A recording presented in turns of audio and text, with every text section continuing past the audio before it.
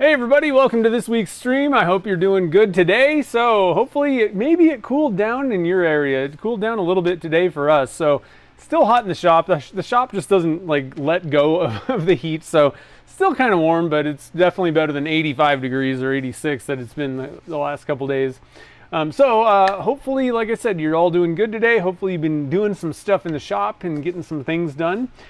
Today what we're going to do is we're going to turn up one of these crazy color liquid pigment blanks. I'm excited about this. I'm going to actually switch to the overhead here, show you the blanks that we made. So we did a couple of, let's see, we did two different pours. These were the ones that I was like really kind of like, this was kind of the main event, I would say. And I would say that these turned out pretty cool looking so far, at least on the outside here. I don't think we got a whole lot of bleed. It doesn't look like it anyway. So pretty good. Like I said, sometimes dyes, you know, like the liquids, I should say. I got to stick to my naming conventions here.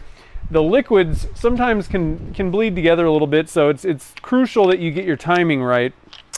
Now we also did another pour. I was trying to just check and do a little bit of an experiment using just two different colors. I find that you get, as long as you have like three colors doing vertical pours, you can get things mixed up. Now I kind of just dumped these. I was going for willy-nilly just to kind of see like worst case scenario. Overall, I'm pretty happy with these things. They're not too bad. I think that if I was pouring them a little bit more like I normally do, I think that they would turn out good. Now this one, I got one side that's a lot of blue. But it does have some swirls on the other side. So I think that, I don't know, this was a pretty good first test. We got one blank, Mike V, he's over in New York. He saw the post and he actually asked if I would sell him one of these. And so I was like, yeah, sure, why not, whatever. These were just kind of tests that I was experimenting with. So we'll get to see what his thoughts are once he turns a pen out of them. I didn't turn any pens, obviously, but not too bad. So I hope that, last week you guys learned some stuff about, liquid pigments, dyes versus pigments, all that kind of stuff. We covered quite a bit of stuff, and then hopefully today we'll get we'll get a good looking pen out of this. So did anybody, after the stream, did anybody go and like kind of play around with liquid pigments? Let me know in the chat here. And I was watching the chat. I haven't lived in Vegas in like 15 years, so I don't have a clue. The place that I used to go, I know is gone. And I can't even remember the name of the other place that I started going to, so I'm not sure. But if Paul's here, he should know. I don't know if there's anybody else down in Vegas that's like a regular kind of thing. But anyway, I hope you have a good trip in Vegas. Vegas is pretty fun. I haven't been like to Vegas. I've been through Vegas a few times, but it's been a while since I've even been there. So I need to go and check it out because I got a bunch of friends there that we are neglecting. We haven't seen for a while. So what I'm going to do today, excuse me, we're just going to go for, I got another cigar kit. So we're going to go for that. It's just a chrome. I'm going to let the colors do the speaking on that. Chrome's pretty simple. So a pretty simple kit. Excuse me. Pretty simple kit. Can't talk today. And then of course these guys, the rest of these, and I'm gonna need to make some more batches, but the rest of these guys are going into the Pen Blank Club. So if you are a member of that, expect that. And I just want to make sure everybody understands the Pen Blank Club is mostly going to be blanks that we make on the stream, and the draw is it's the only way you're going to get these blanks. I don't generally, most of the blanks that I put in the boxes are blanks that we made on the stream, and I'm not going to put them on my website. So you can get access to these guys. The other thing is sometimes I'll do my own kind of experiments in the shop and just kind of come up with different color combinations or different mixtures, stuff like that. So in some cases it may be something that I've created, even if we made it on the stream. Down the road maybe I'll add it to lineup, but it's going to probably be like a year from now. So just wanted to let everybody know what the Pen Blank Club is. You get 2 pen blanks every month. And the other thing is, I want to make sure everybody knows that if you've already signed up, I kind of screwed up. Starting up a new subscription model gets kind of weird at first. So I kind of screwed up the ship dates on the first one. So I apologize for you guys getting charged twice before the first ones went out. What I should have done, and I didn't think about the timing, I just left it how I used to do the other one. And I didn't think about it that people would be getting charged twice. And the other issue is there's like a 10-day cutoff that you don't get in on like this month. It gets really confusing basically. So once we get rolling, there shouldn't be any issues. And next month, I figured out what the timing should be. So next month, they're going to be going out in the middle of the month. All right, so this will be one of the ones in next month.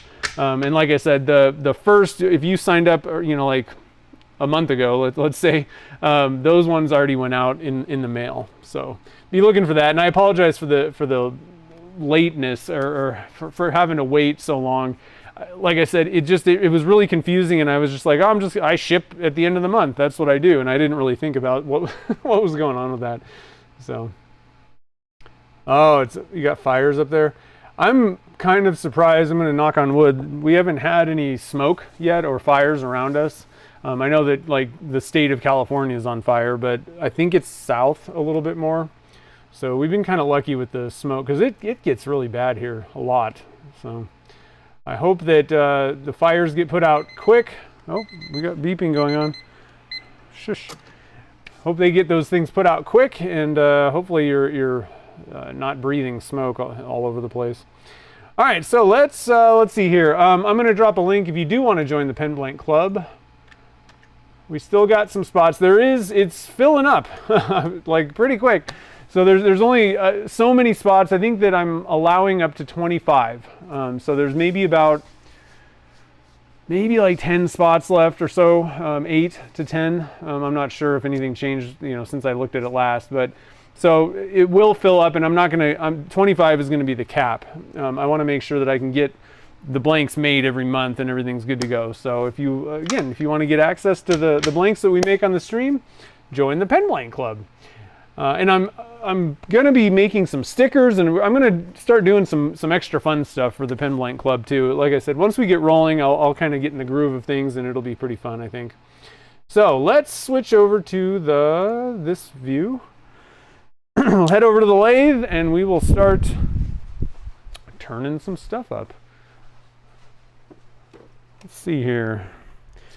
I think, and again, one thing that I do is I mark the insides of the blanks with a little Sharpie mark on the inside there. That way I can match them back up. Let's see which side. This side.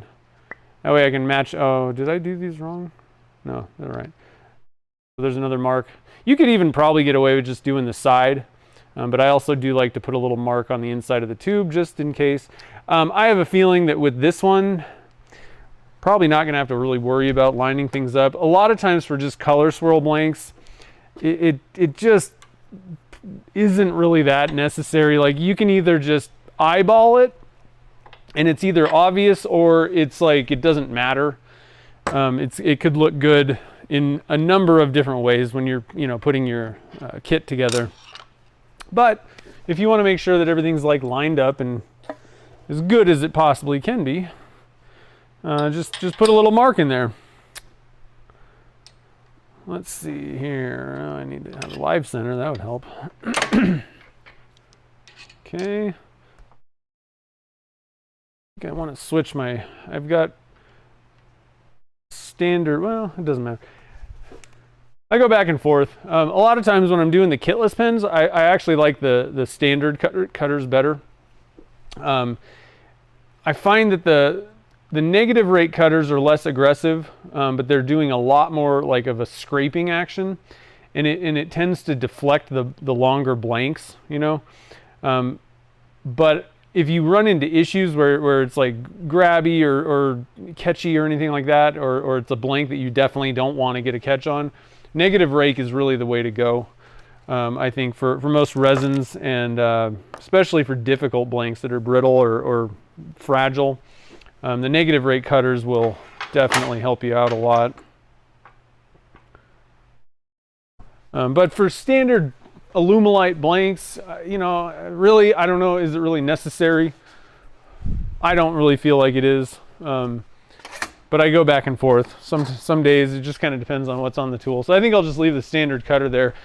The difference between the negative rake and the standard cutters, for, you know, again, for like carbide, you're going to get a more aggressive cut with the standard cutter, and it tends to, you kind of get a little bit more of like an actual cutting action. You know, like you get more shavings, I find.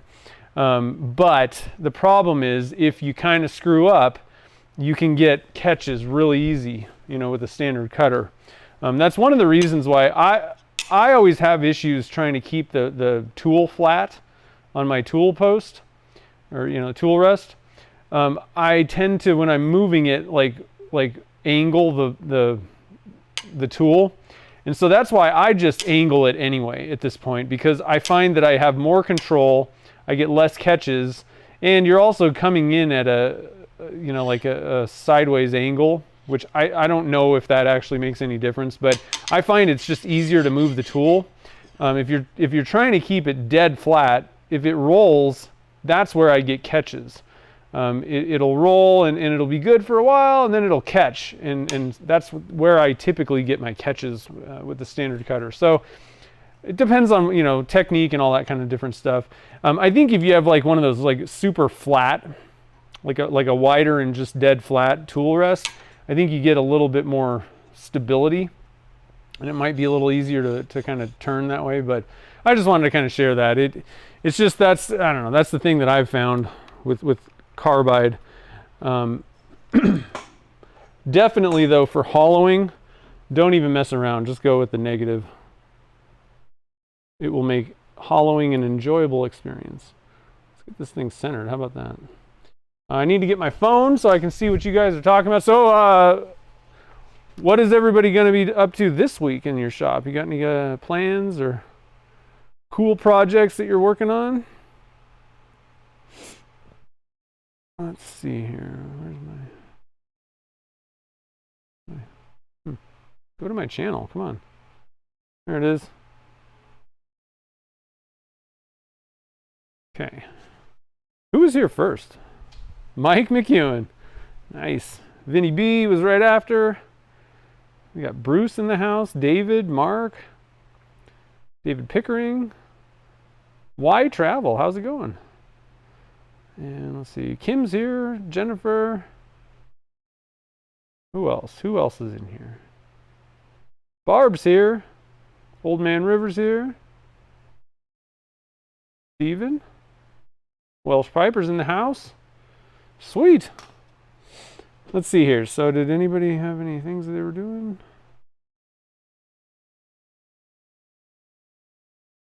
Yeah, I know. Sorry about that, David. I was all like, well, and so part of the problem is, so like I have emails and notifications and all this stuff, and then I realized that I had like 2 orders for like half the people, and I was like, oh, I totally screwed this up. But they're on the way, the first round. So if you ordered though, so if you ordered after the 15th of the month though, you're going to be in on your first round is going to be the 15th of August. What I wanted to make sure that I did this time around, and I didn't do this last time, and it screwed me all the time. I wanted to have it where the payment came in up front, and I knew exactly who was in the club, like who was that month, who was supposed to get blanks. The way that I did it before is you paid and then I shipped stuff out, but the problem was I didn't actually know how many blanks needed to be made every month, and it kind of screwed me up, because if somebody canceled, then I had more blanks than I was supposed to do, and it, you know, so I wanted to do it this way. Either way, it's a subscription, you know. I don't know that it really makes much difference whether you're paying ahead of the month or behind, aside from the fact you have to wait on that first shipment. But after that, you're still waiting, you know, a month to get the next one. So anyway, yeah, you live and you learn, you know. always a learning curve. All right, so I turned my air dust collection on. I'm gonna crack this one a little bit more.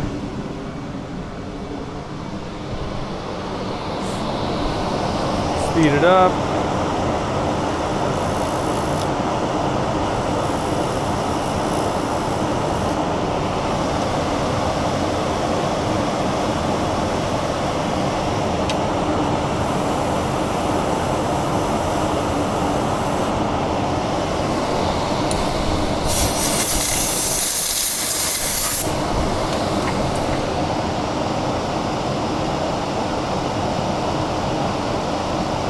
Sid Williams is here too.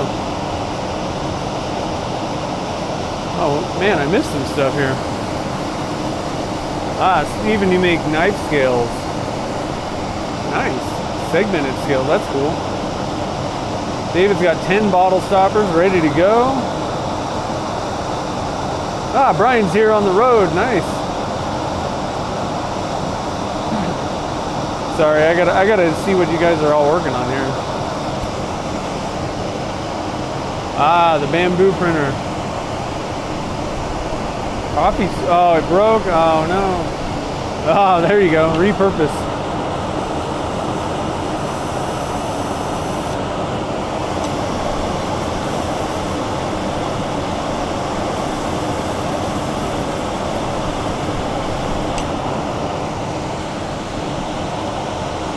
Mike McEwen's going on vacation. That's okay, have a good vacation. That's exactly how I felt, Mark. I mean, it was just night and day. Like, you just hit print and it just does its job and it's done quick. I mean, it literally, I calculated like the same exact print. And the other thing that I noticed, like I was printing like these little molds. I don't know what I was printing, but I'm pretty sure that it was at least 3 times as long to print with my old printer, and the biggest problem was it was like not even as good. Like, I mean, it just came in the first, well, every print pretty much off the bamboo was like flawless, and it was like a third the time. It was pretty crazy.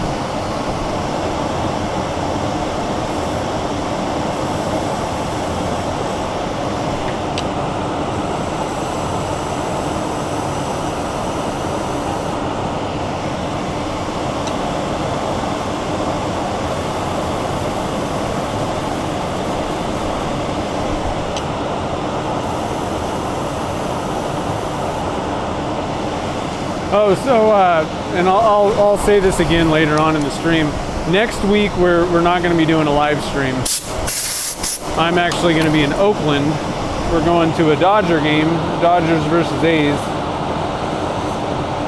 One of the things that Gretchen and I are trying to do sometime, a goal of ours, is to go to every stadium, Major League Baseball stadium, and watch a game. We're gonna knock off Oakland. That's close to us. Knocking off Oakland, and the other thing about Oakland is they're not gonna be playing there. That's kind of why we picked them. Picked that stadium for one of the first. We've been to a few games that we can already knock off, but like a few other stadiums. But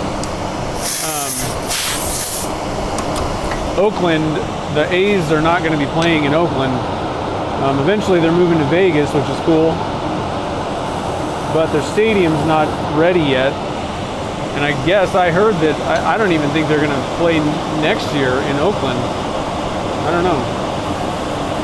So we thought we'd get the Coliseum knocked off, even though it's not technically going to be there anymore, or not in use as a baseball stadium anyway.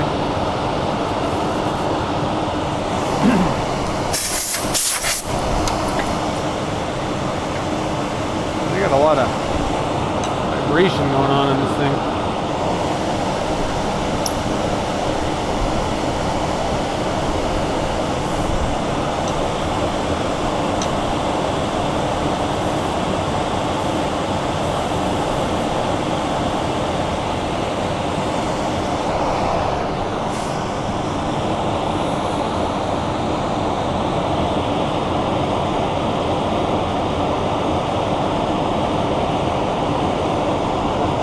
right, so I'm gonna zoom you guys in on this thing. It's pretty wild. You guys like wild? And I'm really not seeing bleeding. I mean, we got pretty good color separation and everything. Pretty tight coloring, which is nice. And just to let you guys know, so we did lime green, you know, the key lime. We did our own version of orange using the dyes, the Alumilite dyes. We got, let's see here, yellow. That's the yellow from Divine Pigments. And then we've also got violet. So all the dark, it almost looks blue. All that dark stuff is the violet dye, which is technically a transparent dye. But it's so dark that you're pretty much like, we loaded it up pretty good in there, and you know, like most of the time you're not going to even see the you're not going to see any tube through that, you know. So, and all I did was I went with brass.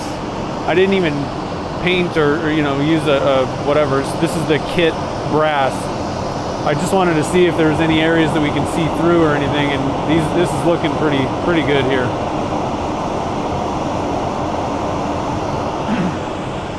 All right, so let's put you guys back. Put you back right here.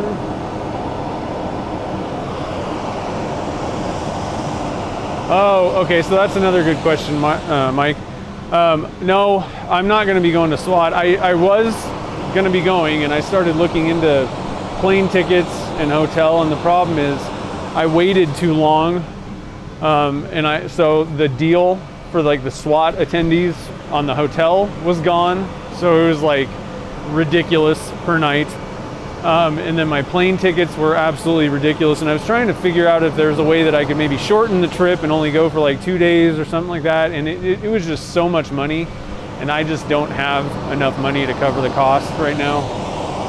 So no, I'm not going to be doing it, but I'm planning on doing next year for sure, and I will make sure that I get on the tickets in a reasonable amount of time. But the problem was I was originally going to Portland. That was going to be the AAW in Portland, but then I had the knee issues, and so it screwed everything up, and then I didn't get on SWAT. I wasn't sure if how things were going to be going with my knee, so I didn't get plane tickets and all that stuff right away, and it was too late and way too expensive. So no, and I'm really bummed about it too, but I just don't have enough cash flow right now. It would be something that I'm gonna end up having to put on the credit card, and I'm like, I don't need to go into debt to go to SWAT.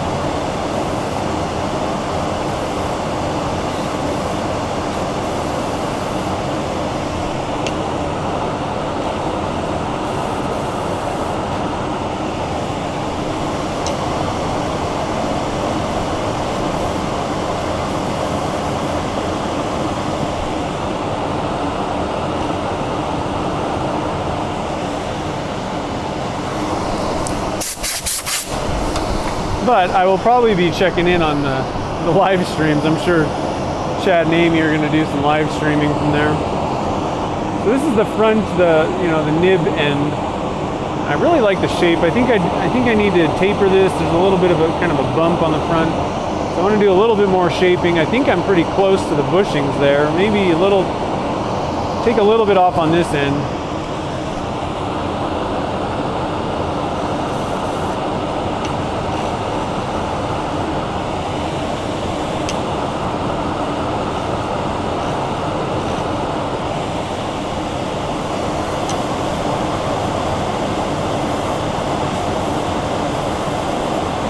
There we go. I think that's looking pretty good.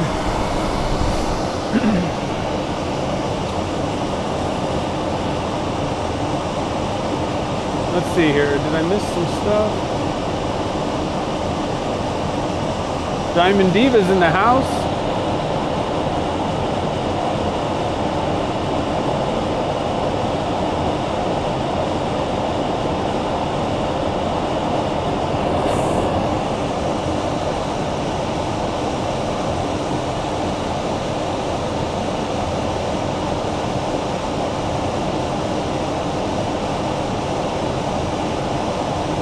Credit cards are made for new lathes. I know. The problem is,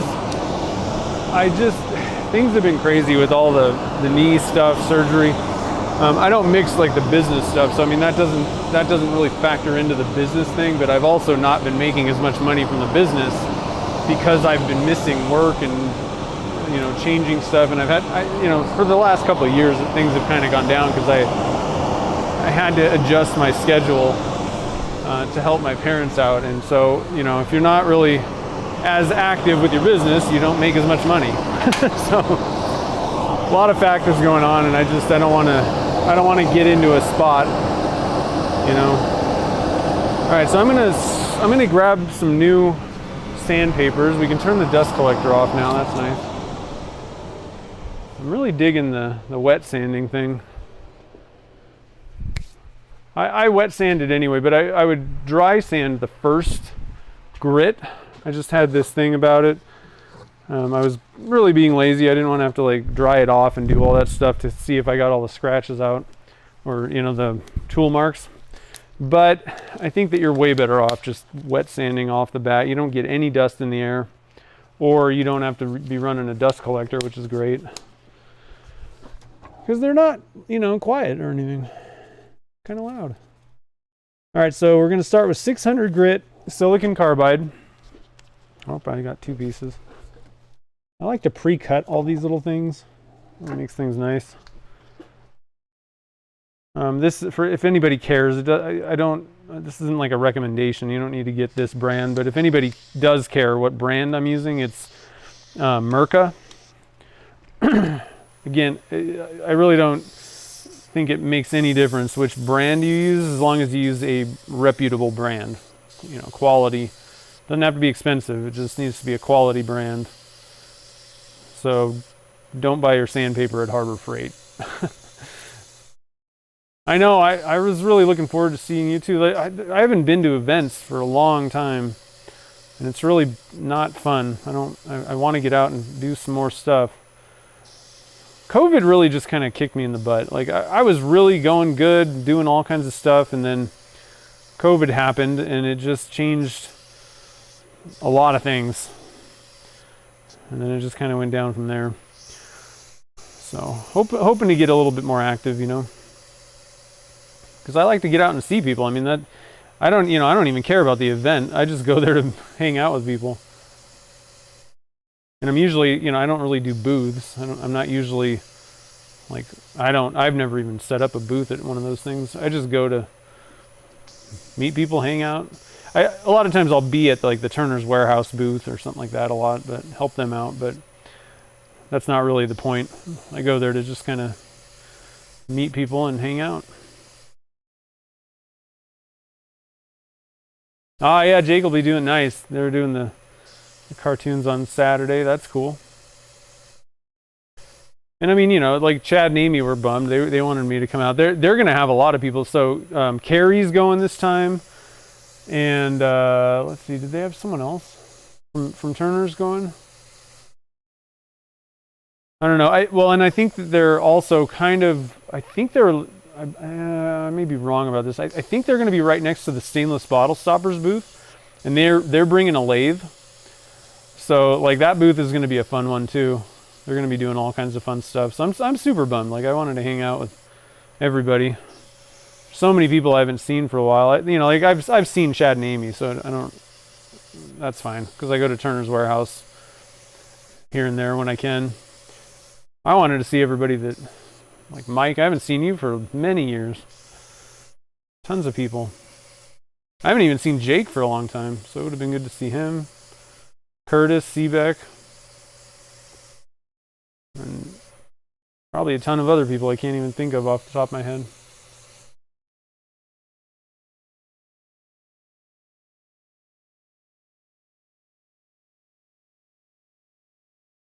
I'm going to give this a good sanding. I wasn't super thrilled with my sanding job on that last pen.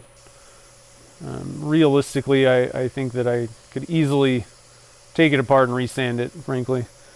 So I'm going to do a little bit better job kind of paying attention. Sometimes you got to kind of reset, you think you're doing a good job, but you miss some spots possibly.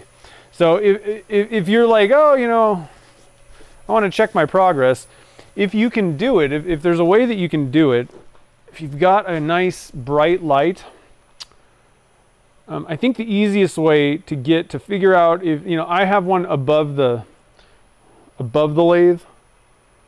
That's fine. But if you can get a more of like a spotlight type thing, let me zoom out further. There we go. The best way to see what's going on these, you know, on plastics and things like that. If you can, and the problem is this light was ridiculously expensive. I don't think you need to buy something exactly like this, but something similar where it's like more of like a spotlight, a tighter beam. Get it on the front so that it's like a raking light where it's kind of, the light is bouncing off into your eyeballs. So rather than having the light behind the blank, have it in front of it, you know, compared to you. And a lot of times you can really see, it helps you. Like this was a trick from when I did like flat, you know, woodworking stuff, panels and stuff. You would want to have a raking light so that you could see where any scratches or you know, weird things were in the finish. And if you can't barely see like me, grab your glasses.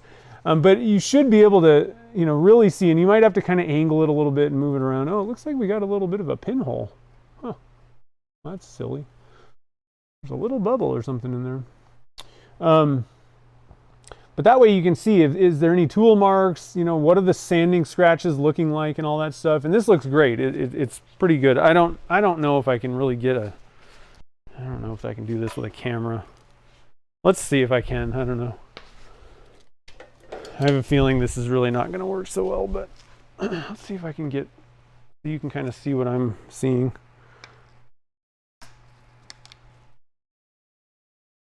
Probably going to be super blown out, so just give it a second here.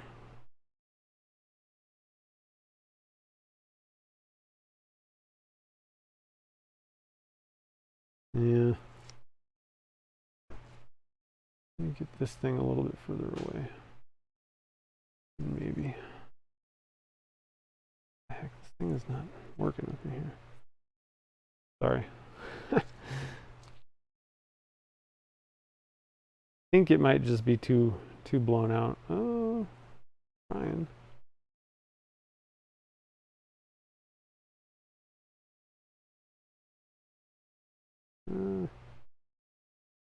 See that little pinhole? That's annoying. I hate it when that happens. Every once in a while you get that.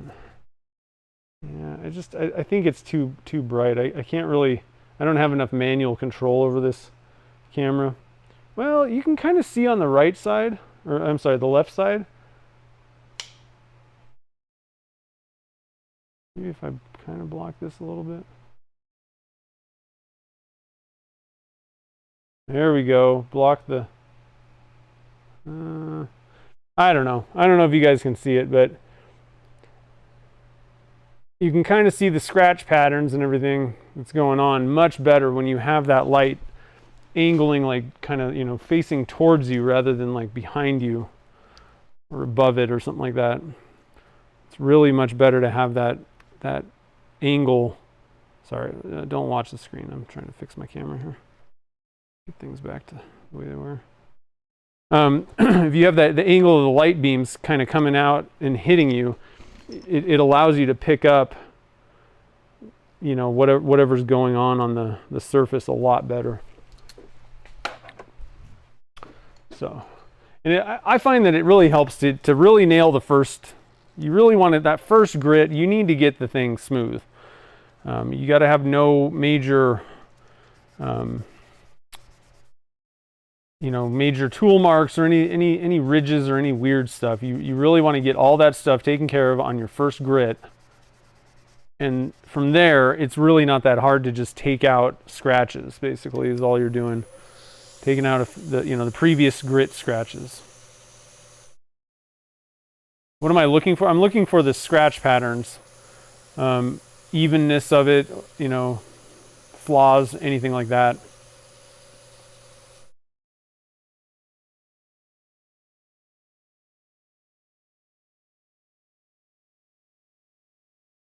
This really comes into play when, like on, you know, on the first one, what I'm really looking for is like tool marks, because sometimes you just can't really tell that there's, like, it looks like you took it all out, but the reality is you didn't. You just, it's just a little bit shallower and it's harder to see.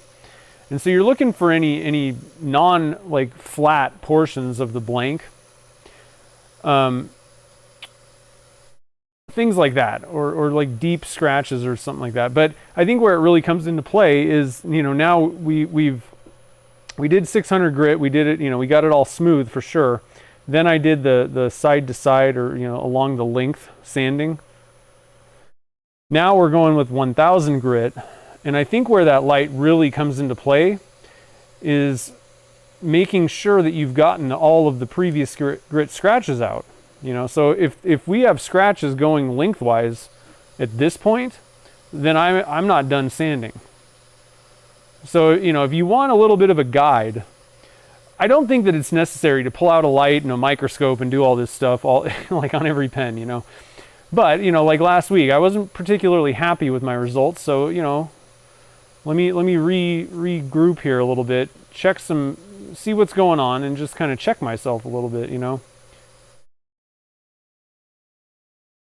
Or if you're just starting out and don't really know how long should I sand, you know, how much do I need to do? If you don't have like a regimen where you're like, I know that I get good results if I do this, this, and this.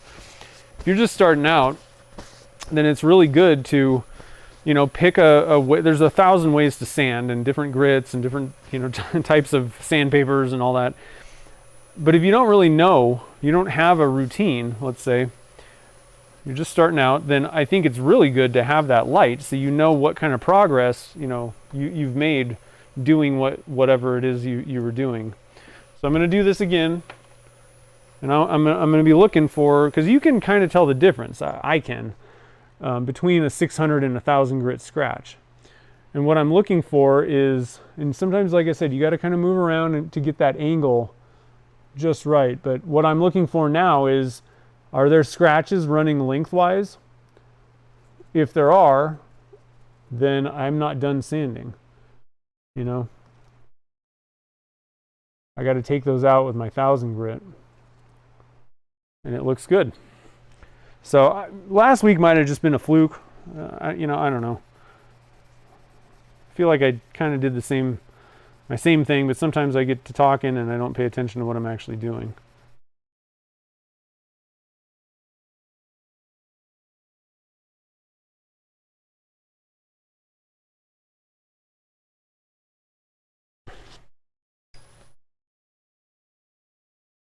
All right, so we got our sanding done. Let's move on to our polishing steps. Everybody's favorite, the magic juice. Get my little buckets out here.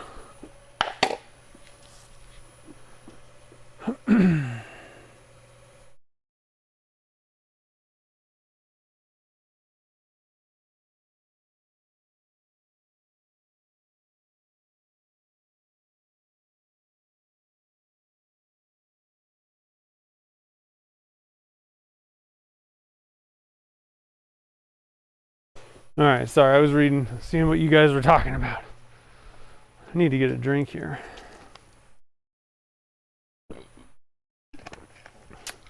And I like to use the softer blue shop towel for doing the polishing steps.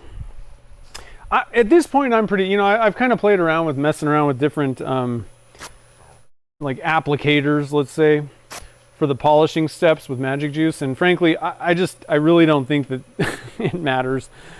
I haven't yet seen a difference between using a blue shop towel and you know, using like a soft pad or a microfiber or any of that stuff. Like, I haven't seen any difference whatsoever, and I haven't heard anybody who has had a significant, you know, difference. Like, they're like, oh, you got to use this type of a material or whatever to apply. I don't like the white normal, you know, these are the Scott, I think, or something like that. Scott towels. Not Scott. What are they, Brawny? No. I can't think of the name. Bounty. The quicker picker-upper. They're the Bounty towels, and those things are pretty rough. So I don't recommend doing that, but if you can pick up a pack of these guys, you know, they're good around the shop anyway. They're very absorbent. Oh, I gotta speed this thing up. But I think that these are the best, cheapest, easiest way to go.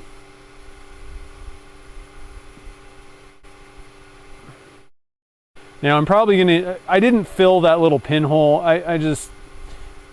I'm not certain that CA glue is really gonna make it go away looks wise.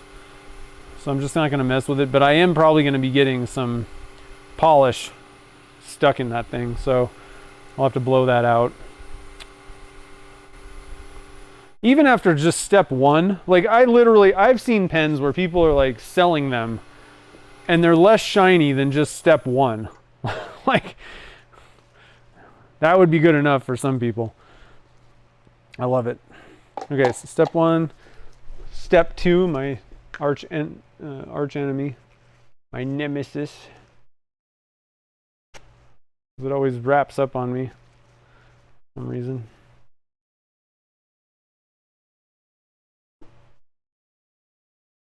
Yeah, I get them at Costco too. Pretty good. I am a little bit bummed though, because I've been using these things forever. I mean, 15 years or something like that. And shrinkflation, and it wasn't even COVID. It was before that they shrunk them. And I'm like, man, come on.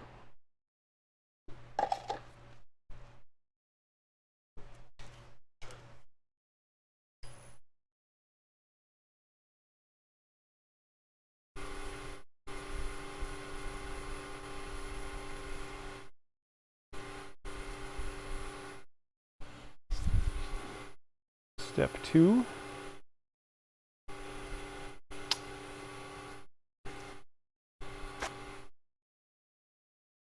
Now, even if you use buffing wheels, because I used to swear by buffing wheels, and I still kind of do a little bit. If I run into a pen, especially like dark, you know, if you're dealing with like a black, you know, plastic, something like that, those things are hard to get every scratch out of. And I just personally know that I can get all the scratches out of a pen because I've been doing it for so long with buffing wheels. A lot of times I'll still buff my kitless pens, just because with those I want them to be absolutely flawless. So I still buff. However, I still come back and use step 5 and 6, sometimes 4, 5, and 6, depending on how frisky I'm feeling. So, you know, Magic Juice is still a good one to like finish on. Another thing you could do is also you could buff, and another product that wouldn't be a bad idea is going with the Turner's Warehouse ring bling. That stuff's great. It's just the final. It's gonna bring it up higher. So this is for people that only use, you know, like the 3-step systems where you're pretty much just going with the triple E and then the white diamond. If that's because that's what I used to do. I never used the wax because the wax ends up kind of breaking down with finger oils and stuff. So it was going to make it duller quicker. So I just stayed away from wax. But either way, finishing with just one more polish, you know, like that final step, it will help. It will make them just super glossy after buffing. So still a use for it, and I think you should be able to buy whatever steps individually that you want, I'm pretty sure. Like I said, or you could just go with the Turner's Warehouse ring bling. I think that alone would probably even give you a much better finish gloss after buffing. So there's lots of ways to do this, you know. I think Magic Juice is by far the easiest method. Cheap, easy, simple, and effective for most people. And the nice thing is, if you've never tried it before and you have a system and you're like, well, I'd like to try it, at least it's not expensive to try. That's the other nice thing about it. It's not going to, you know, if you just want to, let me give it a shot. It's not going to cost you an arm and a leg to try it out. got way too much on there. Okay. Step 5.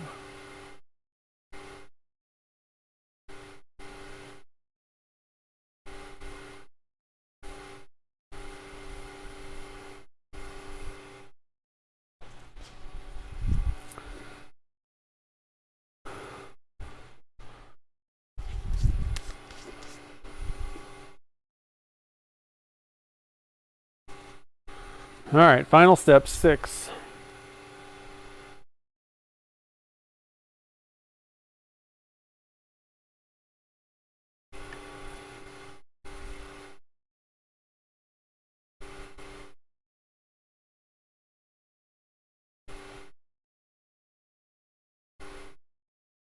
Is anybody watching the Olympics? Seen anything good yet? We are pretty big fans of the Olympics. I've been to 3 Olympic Games things. 84, 88, and I forget what year Salt Lake was, but we went to that too. Whoo, that's looking pretty good, guys. I'm digging this pen.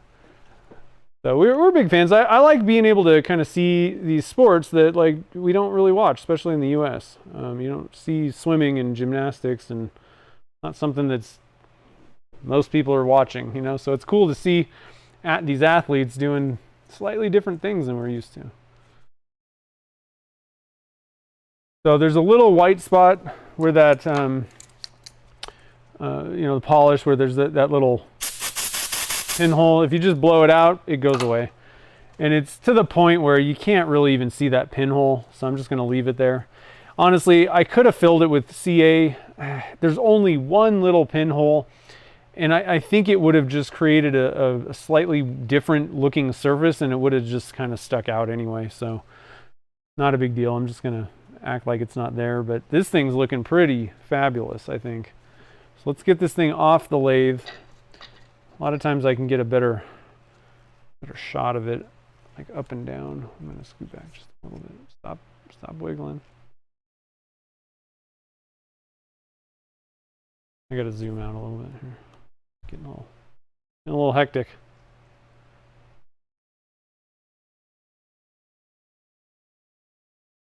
So, you know, liquid pigments, dyes and stuff, you know, you can mix and match them, and they make for some really excellent pens. You know, they make really great blanks. And you can, you know, mix and match mica powder with it as well. You know, again, I don't want to make it sound like they're difficult to work with and that you should stay away from them. I just, for like your first try out the gate with resin casting, making pen blanks or whatever, I don't know that it's the best idea to start there. I think you're going to have better luck, and it's just less brain activity if you just go with mica. However, pretty soon after you've kind of gotten your feet wet with resin, then, you know, there's no reason to stay away from the liquid pigments, dyes and things.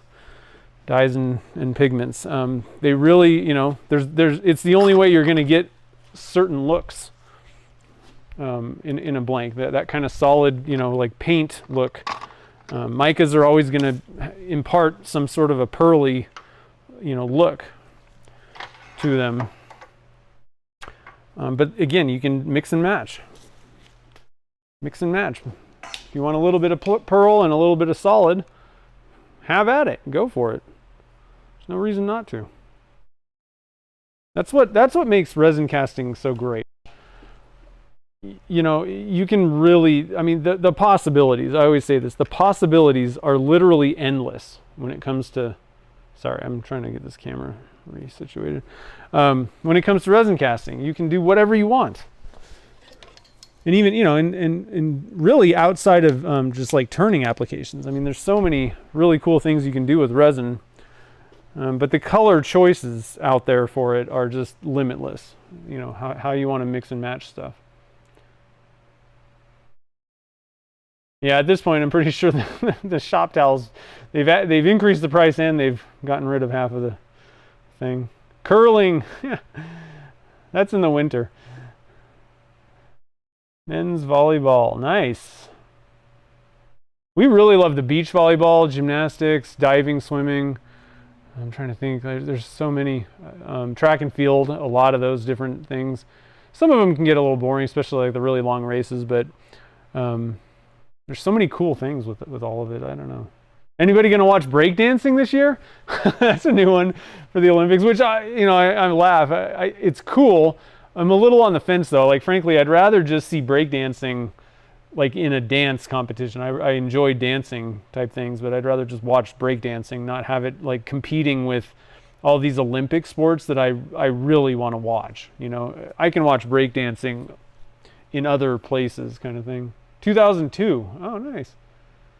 Yeah, that's right. It was kind of a short trip. Gretchen and I we were in college and we just kind of went out there, watched a couple things real quick. I think we watched the 2-man bobsled or something like that. It was cool though.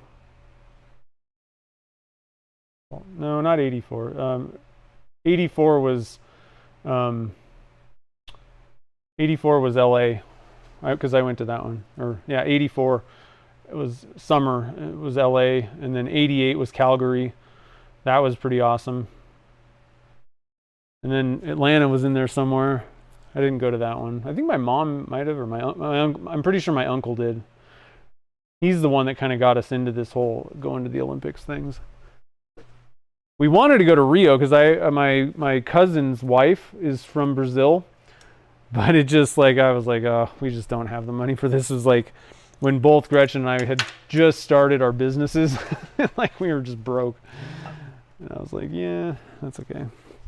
All right, so let me get my dust collector back in where it's supposed to go. I had to move it to get the light going. Okay, so we got that there.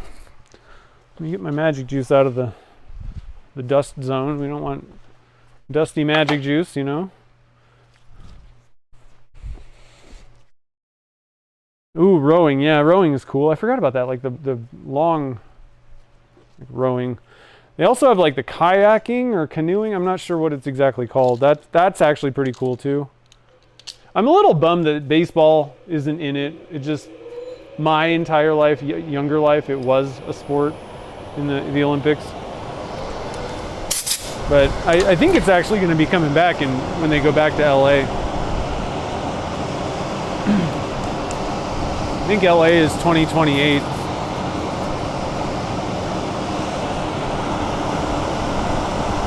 All right, let's turn this other half up here.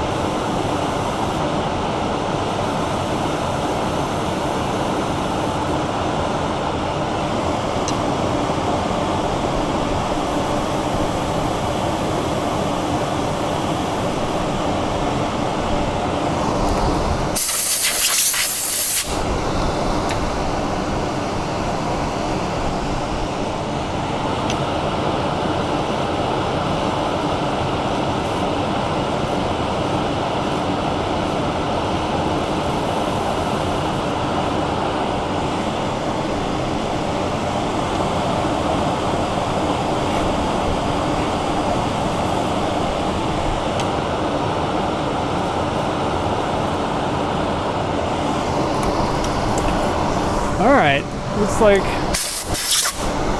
just about there. Let's see here. We got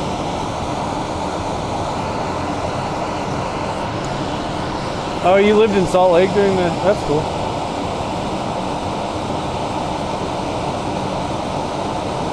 Steven... oh, was it Peter Brown? Or was it... I think that sounds like a Peter Brown thing. The brownie, stabilized brownies.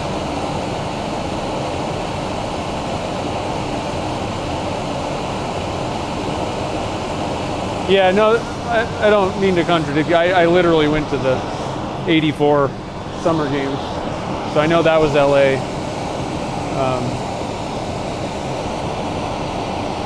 There might have been a Salt Lake like earlier than that. I don't know. Or I know a few years things got kind of weird for a while. I think it was in the '90s though, but where they actually, because usually there's the summer and winter games are like offset, so I don't know. But let's see here.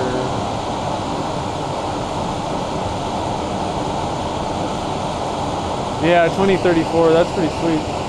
We're definitely going to try and get out to that. I mean, that's literally like right in our back door. Salt Lake's only like a 6-hour drive, I think, or maybe 8. Oh, I need to look at this.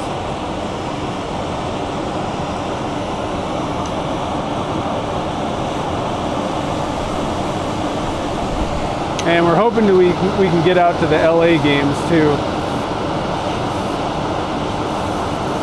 I won't lie though, it's pretty expensive. You know, like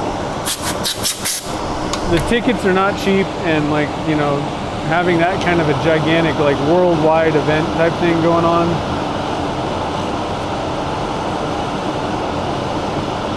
Your lodging and all that kind of stuff tends to be a lot more. So it's not a cheap endeavor necessarily, but it's totally worth it if you've never been to one. It's so cool to watch these things.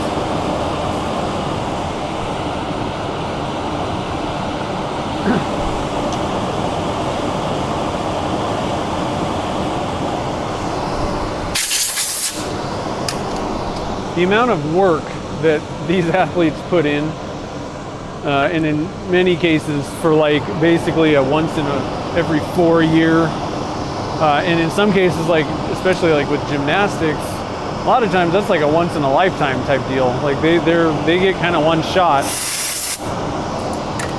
and it's pretty mind-boggling.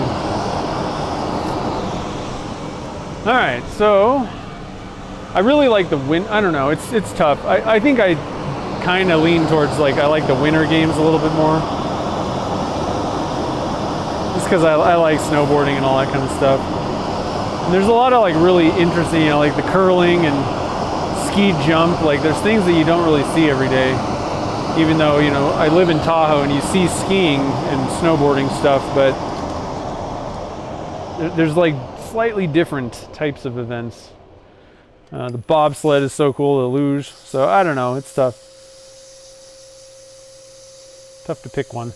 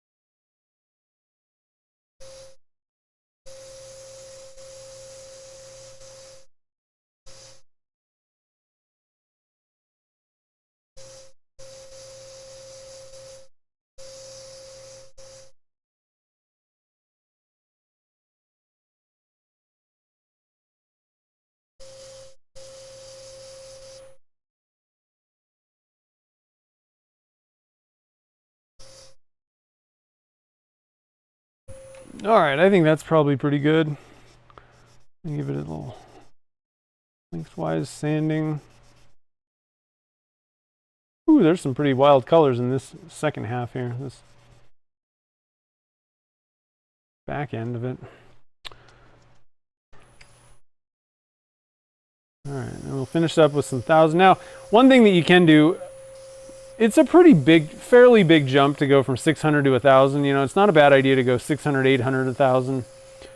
And you could even technically, you know, it just depends on how you want to do things.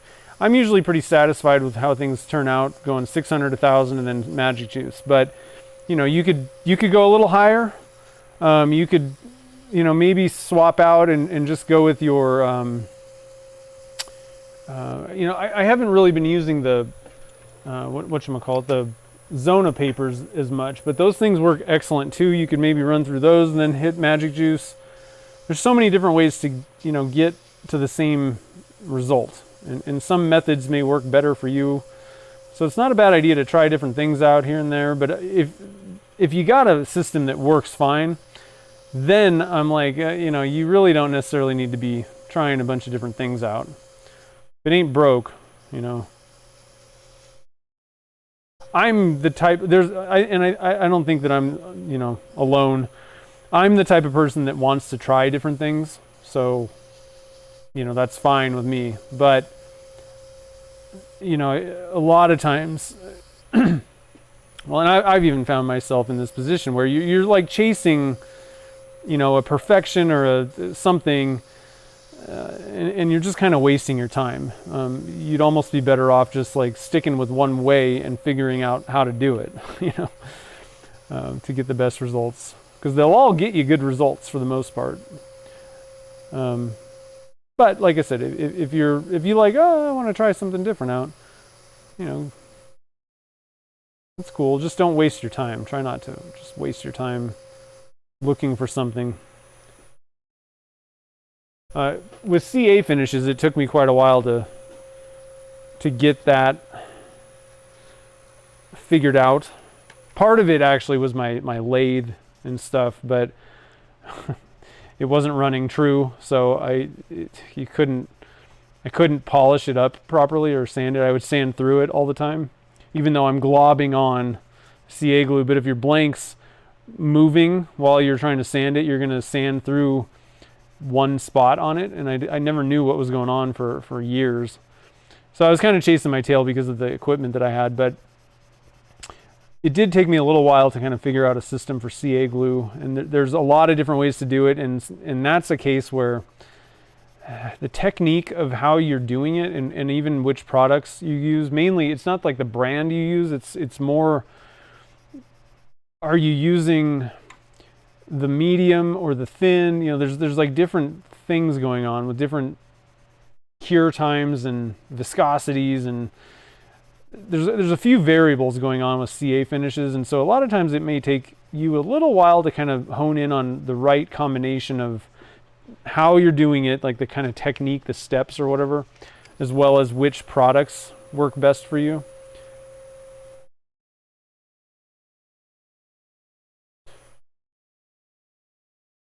Polishing could be like that. I think most people's problems with like getting, you know, a good polish on a blank really has to do with their like the sanding, not sanding, getting all the scratches out, not doing a diligent job of sanding. I think that's the biggest problem. And in some cases, it may just have to do with like, you know, applying too much pressure, maybe starting at too high a grit when you need to start a little lower or something like that. Not, you know, doing each step long enough.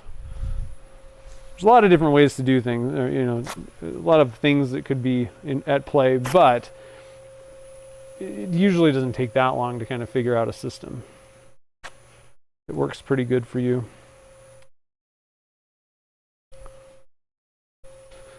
Salt Lake's trying to get an MLB team? Huh. I don't know. I haven't heard of any expansion going on with Major League Baseball, so I don't know. Unless there's another team that might be moving. I'm pretty sure the A's are locked in with Vegas at this point. I could be wrong about that, though.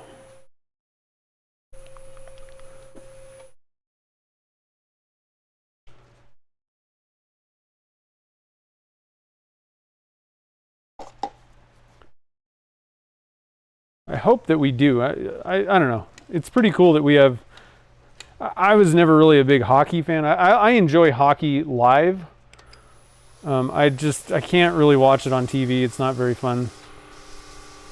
And I don't really fully understand. Like, I never played hockey, so it's a little harder for me to follow compared to like basketball, baseball, football. But it was pretty cool when Vegas got their first major league team, let's say professional, the hockey team. Even cooler that the Raiders went there. I think that's pretty awesome. Now, the problem is the NFL tickets are so expensive that I refuse to. I'm never going to pay for that. I don't really care that much for NFL anyway. Or, like football it's whatever. It's fine. It's definitely not worth it to me to pay to go see a game. But baseball, I'm down for that. And Gretchen loves baseball too, so it's a good one for both of us to enjoy. Yeah, late night TV. One of them that I saw, I don't know what channel this was on. There was like the professional pillow fighting championship. I was like, oh my god. So there's that. If you ever wanted to start something up, join a professional league. Pillow fighting. It wasn't even cool either. It was like super lame.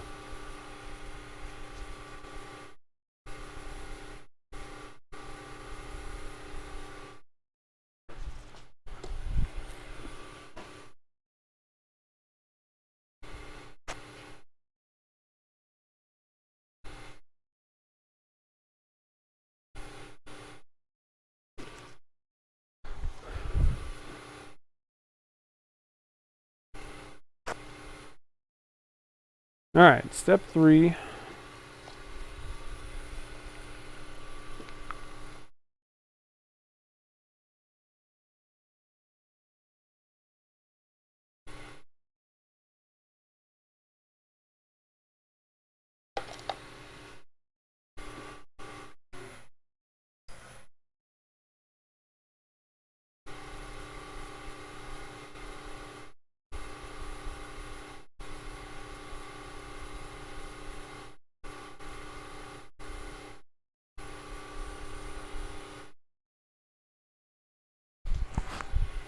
And step 4.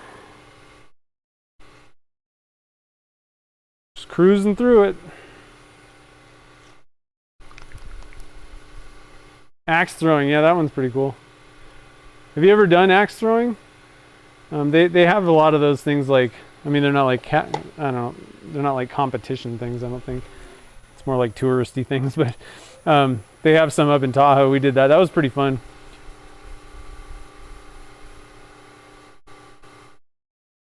I got a video of Gretchen throwing. She was like, I'm gonna try and throw 2 at a time, which I don't know if they want you to do that, but and I think she got a bullseye with one of them. It was crazy.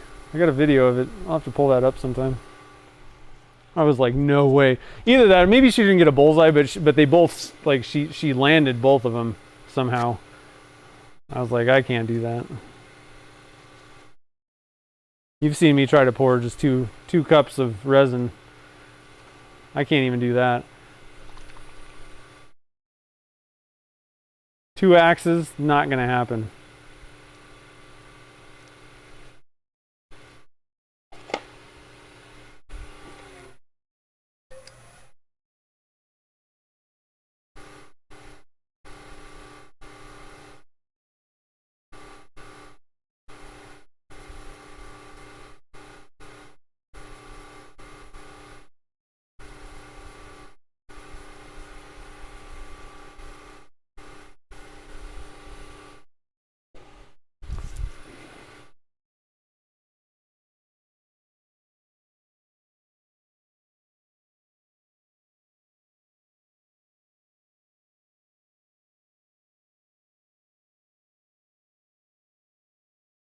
Tomahawks? Is that like the axes? I'm not sure what tomahawks are.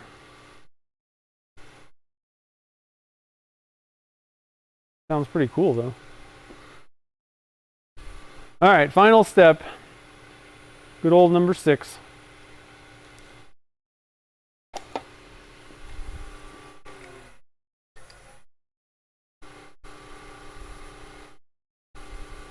Yeah, cornhole's huge.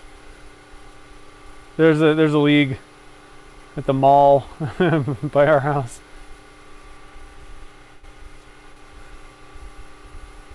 I like cornhole, like, I don't know, for like, you know, like camping or, you know, like whatever, barbecues and things.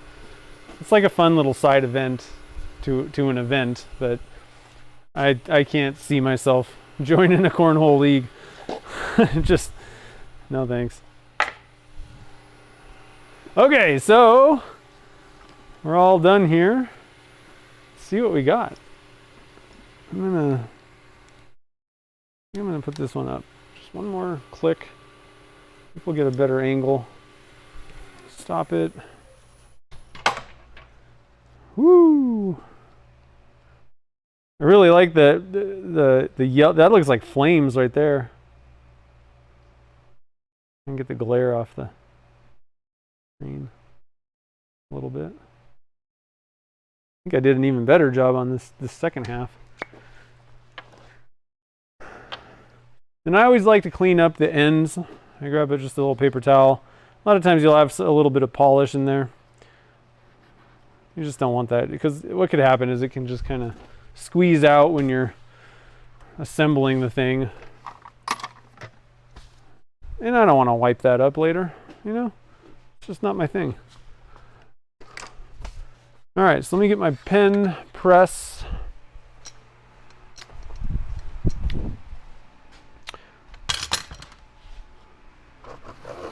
I like to put a little paper towel down under my pen press because I'm doing this at my resin casting area, and there could probably be some resin sitting somewhere. I do like to cover things up quite a bit. However, now looking at this, I don't know if it really matters which way we go here. This is lined up. I got my marks right there and there.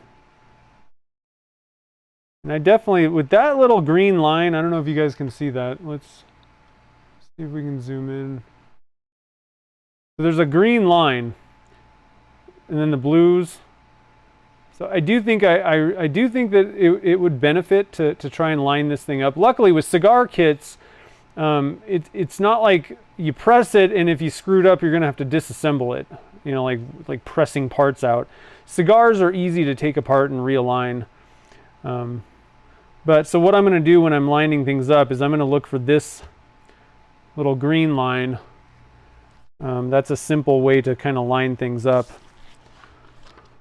And that's kind of how it goes a lot of times with the color swirl blanks. There might be like one line and it's not like that big of a deal. But it's always good to have your marks, you know, ready so that you know what the alignment is. But I mean, you know, realistically, is it going to look any worse if I do it like this? You know, I mean, a lot of times it really doesn't matter if you line things up perfectly with just a kind of a color swirl. I find people kind of stress over things like this sometimes, and I don't think that big of a deal. If you were doing something like trying to think, like if you like inlaid or you know like cast something like gator jaw or something like that, where there's like solid lines of something, you know, like a thing that's in the blank, like that's a thing where you better line that thing up, otherwise it's going to look silly. But with a lot of the color swirl blanks, like don't lose sleep over it. You know, it's not going to make a big, like most people are probably not going to even realize.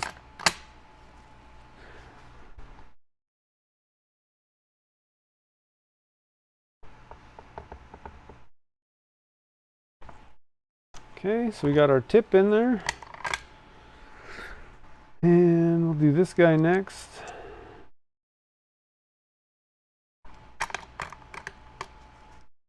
Now again, you know, before you press your parts in, you need to make sure that you've got something to line it up. Now, I'm not that worried about anything. I'm going to be using that little green line right there to line the two pieces up. But just make sure that you don't press your part in. If you've marked the inside, then you press the parts in, then you lose your mark, you know. So come up with a game plan before you start pressing the parts in. Whoa. That didn't work so well.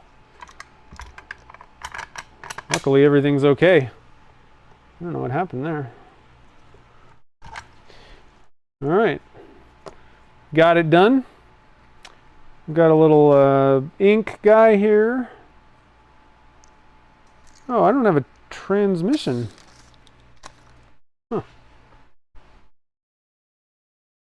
Huh. I don't have a transmission for that kit. I got gypped. Now I gotta go find a transmission. I'll pull one out of this cigar kit. I mean this gold one. I don't do as many golds.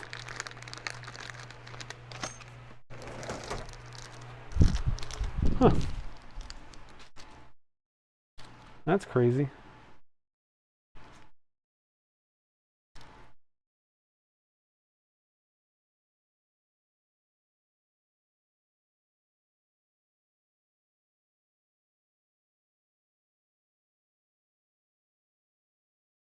Okay, everything's working.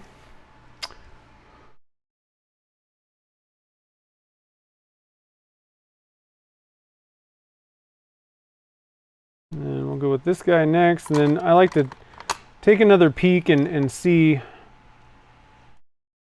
what's going to be the best way to put this clip on. Oh man, I really like this flamey stuff on the front there. Yeah, I think we got to go with this location. I just like that. I don't think well, that's pretty cool too, but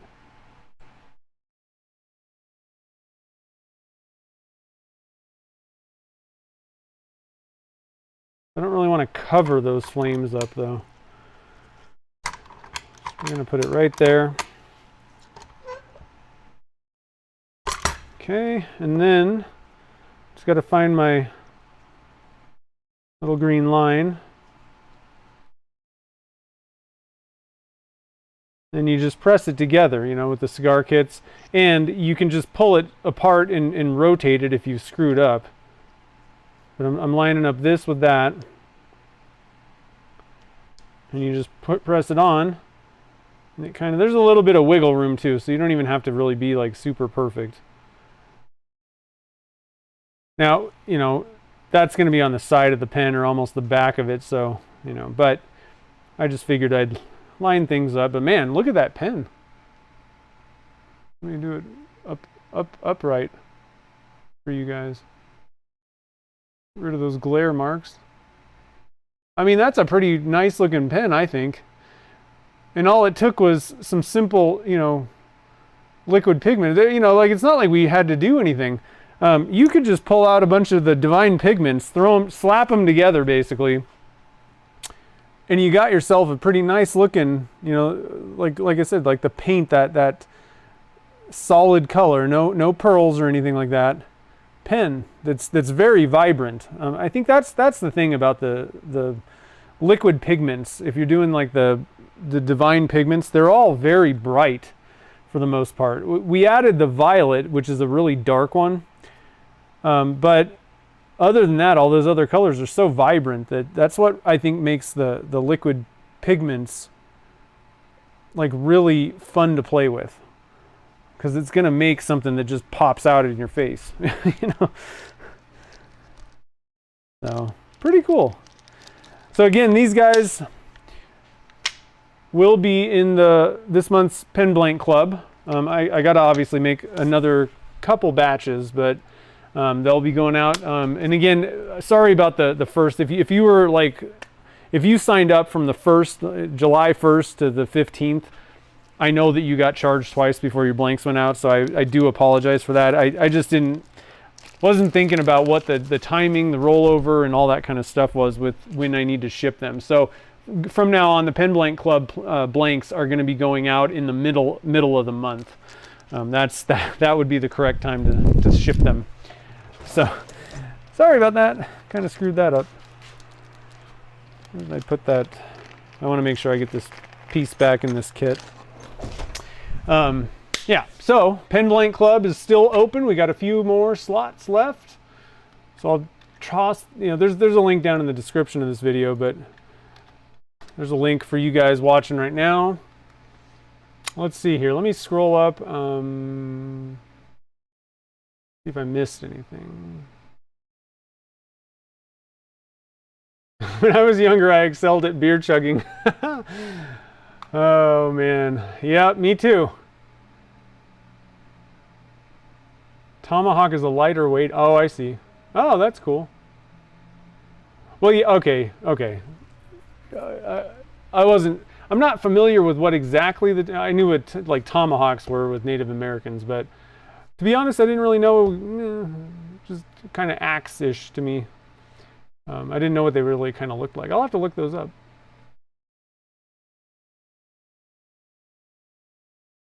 There's a professional. Oh yeah, that ESPN on the Ocho, ESPN 8.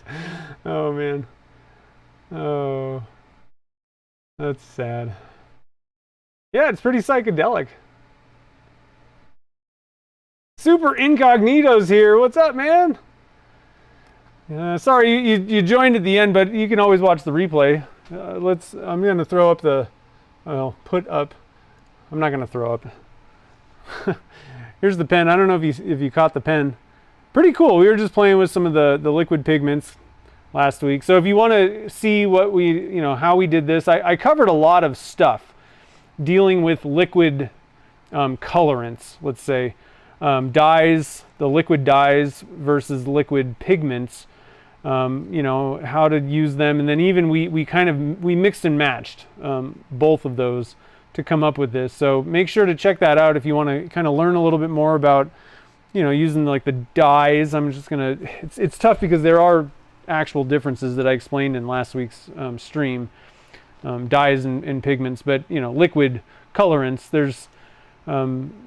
there are some differences, but they all kind of work together. They give you, pretty cool results. You can mix and match them with anything. You can, another thing that I do a lot of times, this is something I forgot to mention. If you need to tweak, if you've got like, I don't know, you're like, oh, I want blue, right? I want this blue color. Oh, that's not open yet. Hold on a minute.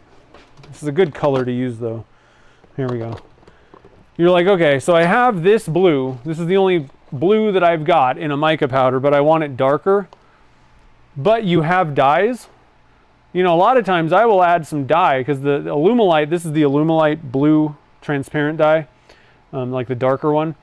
You can add some of the dye into the mica powder and it's going to darken it up. There's a little bit of, there are some limits here and there, but if you just need to slightly alter things, dyes go perfectly fine with mica powders, especially to tweak things and just, hone in a color or darken or lighten. You can add, a lot of times you could add maybe, in some cases, white can lighten things. That might get a little bit kind of crazy. You got to be very careful with how much white you add.